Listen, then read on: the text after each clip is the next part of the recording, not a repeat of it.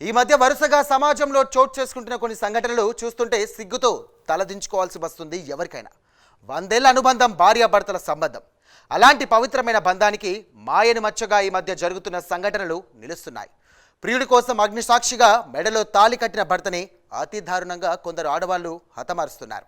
కొందరు భర్తలు అనుమానంతో తమ భార్యలను కలతెరుస్తున్నారు. ఇక ఇలా ఉంటే దుర్మార్గుడు కట్టుకున్న భార్య స్నానం చేస్తున్నప్పుడు వీడియో తీసి కాసుల కోసం ఆమెనే బ్లాక్మెయిల్ చేశాడు. ఇది ఎంత దుర్మార్గం!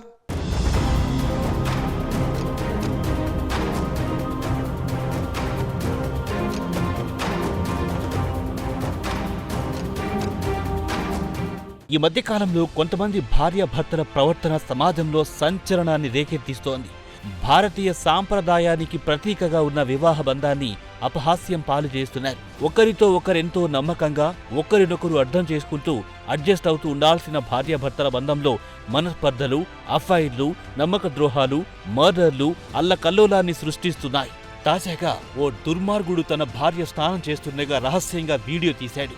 దాన్ని అడ్డం పెట్టుకుని భార్యని బ్లాక్మెయిల్ చేశాడు.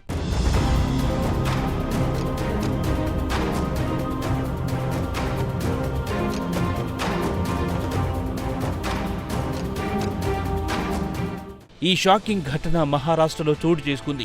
30 ఏళ్ల మహిళ పోలీసులకు షాకింగ్ కంప్లైంట్ ఇచ్చింది. స్నానం చేస్తున్నప్పుడు తన భర్త రహస్యంగా వీడియో రికార్డ్ చేశాడని, ఈ వీడియోలను అడ్డం పెట్టుకుని బ్లాక్మెయిల్ చేశాడని ఫిర్యాదు చేసింది.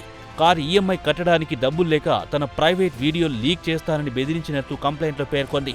ఇక్కడ ట్విస్ట్ ఏంటంటే ఈ భార్యాభర్తలు ఇద్దరు ప్రభుత్వ ఉద్యోగులు. దీంతో పోలీసులు షాక్ అయ్యారు.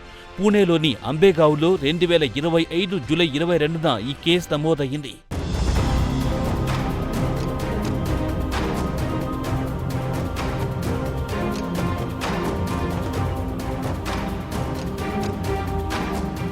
మహిళ ఇచ్చిన కంప్లైంట్ ప్రకారం 2020లో ఈ జంటకు వివాహమైంది.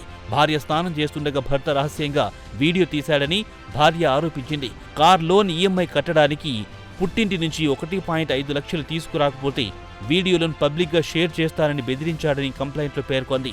తనను మానసికంగా, శారీరకంగా తీవ్రంగా హింసించాడని తెలిపింది. పోలీసులు కేసు నమోదు చేసి దర్యాప్తు చేస్తున్నారు. కానీ ఈ మధ్య కాలంలో వెలుగులోకి వస్తున్న ఇలాంటి విచిత్రమైన సంఘటనలతో వివాహ వ్యవస్థపై నమ్మకం సన్నగిల్లే ప్రమాదం ఏర్పడింది.